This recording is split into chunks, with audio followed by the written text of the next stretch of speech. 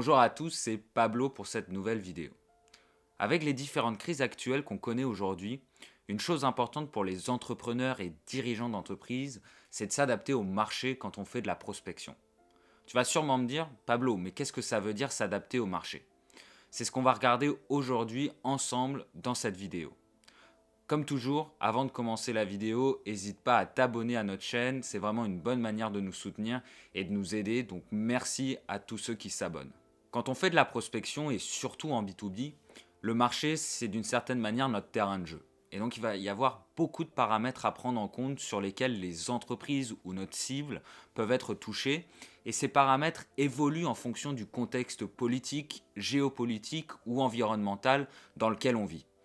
Concrètement, s'adapter au marché, ça veut dire qu'il faut prendre en compte ces différents contextes dans lesquels notre monde est pour ensuite adapter notre prospection et notre communication autour des enjeux actuels.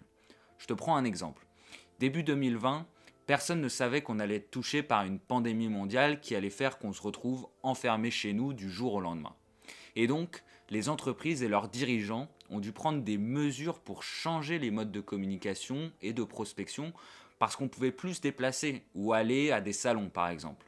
Et donc, qu'est-ce qui s'est passé?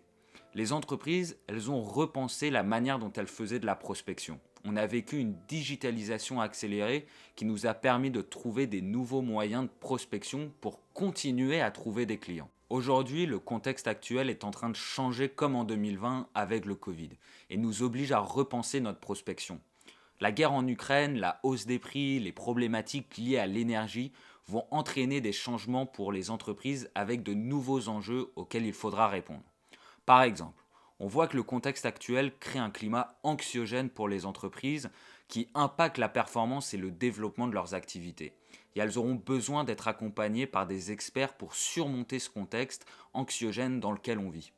Dans le secteur de l'énergie, on voit que de nombreux plans vont être mis en place par l'Europe et par la France pour répondre aux pénuries qu'il peut y avoir à cause de la guerre et accélérer aussi la transition énergétique. Toutes ces choses-là vont ouvrir de nouveaux marchés auxquels il faudra s'adapter. Nous adapter au marché quand on est entrepreneur ou dirigeant, c'est nous maintenir au courant des transformations en cours, comme on peut les vivre aujourd'hui, pour adapter ensuite notre prospection et notre communication aux enjeux d'aujourd'hui. Bien sûr, je ne peux pas traiter tous les changements qu'il va y avoir. Certains sont identifiables et d'autres non. Mais ce que je voulais faire aujourd'hui, c'est te donner quelques exemples pour que tu puisses ensuite de ton côté réfléchir à ça pour ton business. Merci d'avoir regardé la vidéo jusqu'au bout. N'hésite pas à t'abonner et à liker cette vidéo. Et si tu as des idées dans quel secteur il va y avoir des transformations, n'hésite pas à les mettre en commentaire pour les partager avec tout le monde. À très bientôt.